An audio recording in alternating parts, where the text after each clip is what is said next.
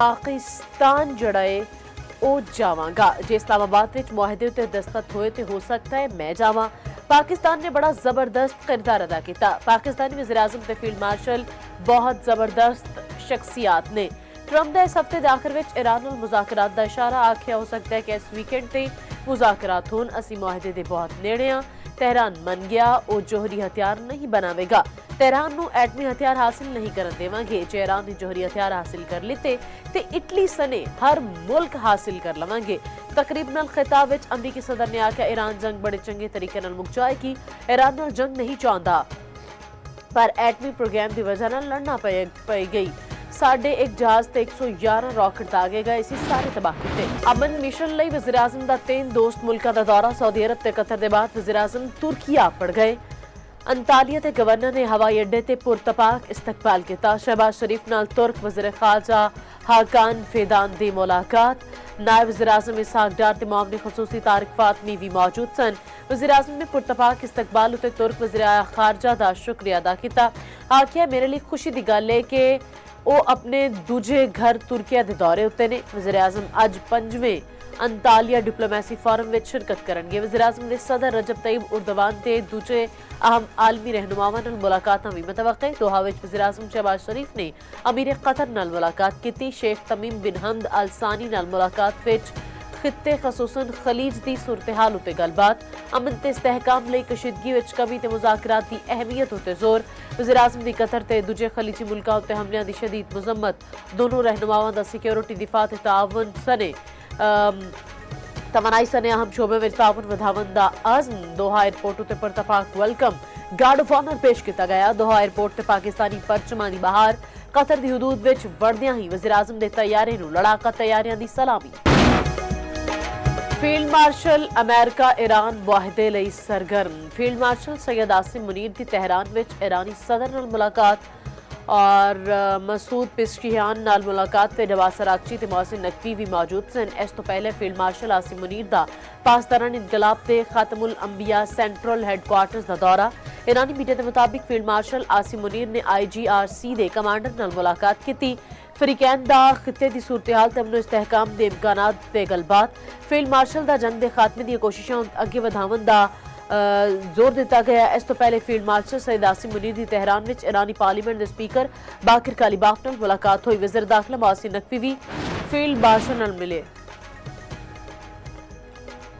Israel ते लबनान विचकार जंगबंदी का आगाज हो गया। अमरीकी सदर ट्रंप ने लबनान ते इसराइल विच 10 रोज़ा जंगबंदी का ऐलान किया।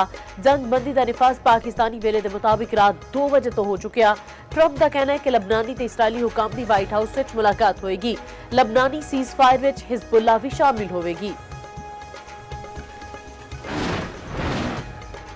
इस्लामाबाद विच ईरान अमेरिका मुज़ाकरात दा मुमकिन दूजा दौर। इस्लामाबाद रावलपिंडी के ट्रांसपोर्ट अड्डे 10 दिन लई बंद। जराये के मुताबिक ट्रांसपोर्ट अड्डे 26 अप्रैल तक बंद रहेंगे। दूजे जिलों तो रावलपिंडी इस्लामाबाद आने वाली ट्रैफिक भी मुअत्तल रहेगी। पब्लिक ट्रांसपोर्ट टूरिज्म ते रेंटे कार सर्विस भी बंद रखने का फैसला। रावलपिंडी विच सिक्योरिटी इंतहाई सख्त करने का फैसला।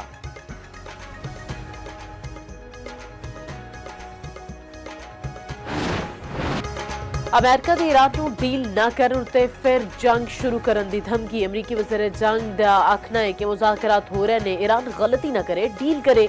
डील न की तो दोबारा जंग छेड़ देवांगे। पहले तो बाद ताकत नाल हमले करांगे। ईरान बहरिया खत्म हो गई। ईरान का अपने हुरमस उत्ते कोई कंट्रोल नहीं। तजारती जहाज़ां नूं हमले की धमकी देना कंट्रोल नहीं हुंदा। ईरान उत्ते नजर रखी हुई है। सब पता है कि फौजी असासे मुंतकिल कर रहा है। अमरीकी जदों तक चाहेगा ईरानी समंदरां की नाकाबंदी जारी रखेगा। ईरान किसी सूरत जोहरी हथियार नहीं रख सकता। यह भी आख्या कि ईरानी सुप्रीम लीडर हमदाई जख्मी नहीं। अमरीकी chief of staff general Dan can ने आख्या कि ईरान की मदद करने वाले हर जहाज का पीछा करांगे। चीन की मशरक वस्ता विच पायादार अमनो इस्तेहकाम ते इलाके मुल्कां विच तालुकात की बेहतरी लई सहूलत फराहम करने की पेशकश। ईरानी हम मनसब अब्बास अरागची नाल गलबात विच चीनी हम मनसब वांग ई ने आखिया सूरत हाल जंग ते अमन विचकार नाजुक मरहले उत्ते आ। अमरीकी ईरान जंगबंदी ते अमन मुज़ाकरात की रफ्तार बरकरार रखने की हमायत करने आपने हुरमुज़ उत्ते ईरान की खुदमुख्तारी ते जायज़ हकूक को एहतराम किया जाना चाहिए है।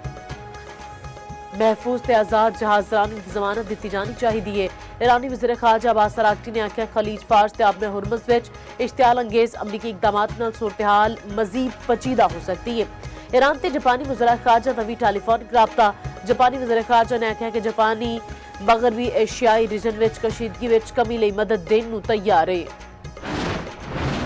ट्रंप दी सोशल मीडिया पोस्टां दे बाद पॉप लियो दा सख्त रद्द-ए-अमल। आख्या दुनिया ते इस वेले ज़ालिमां दी हुकूमत है, अपने आप नूं जंगी माहिर समझण आले एह नहीं जानदे तबाह होण विच सिर्फ एक लम्हा चाहिदा है, जबकि तमीन-ए-नौ विच जिंदगी लग जांदी है।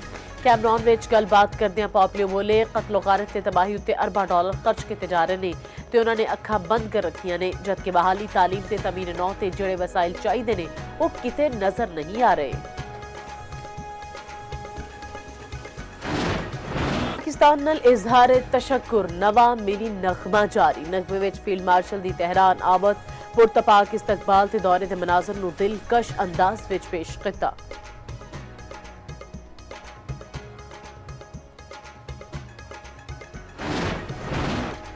गर्मी वधदे ही बिजली गर्मी दियां छुट्टियां उत्ते चली गई। लाहौर सने मुल्क भर विच गैर एलानिया लोड शेडिंग शहरियां ने सर फड़ लै। रात दे वेले 1 घंटे के बाद 1 घंटे की लोड शेडिंग। पंजाब के दूजे शहरों में भी यही सूरत हाल है। कराची सने सिंध के मुख्तलिफ इलाकों में भी बिजली की अख मचोली। दूजे पासे विफाकी वज़ीर तवानाई अवैस लगारी दा अज तो बिजली की लोड शेडिंग में कमी का ऐलान आ गया। पीक आवर्स विच बिजली की लोड शेडिंग उत्ते आवाम तो माजरत चाहुंदे हां।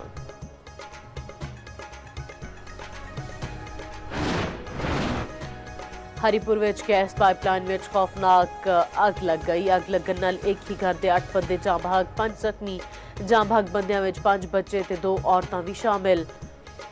डीपीओ के मुताबिक रेस्क्यू ऑपरेशन मुकम्मल, 6 बंदियां नूं जिंदा कढिया गया।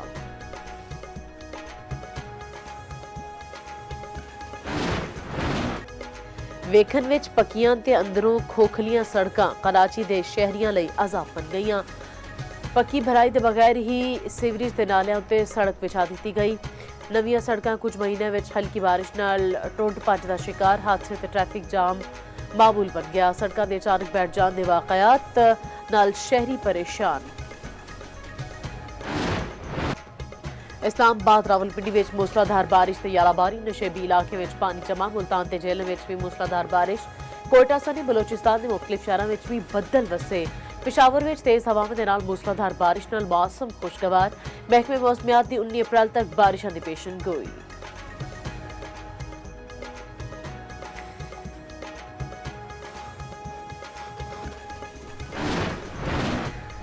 गुरुद्वारा दरबार साहब करतारपुर विच विसाखी मेले दीयां तकरीबात। सिख यात्री पाकिस्तान विच मेहमान नवाजी दे दीवाने। इंतजामात उत्ते बेहद खुशी दा इजहार। यात्रियों ने मजहबी रसूमात अदा कीतियां। विसाखी मेले उत्ते कबड्डी मैच दा भी इनाकाद। भारत तो आए यात्रियों ने मैच वेखिया।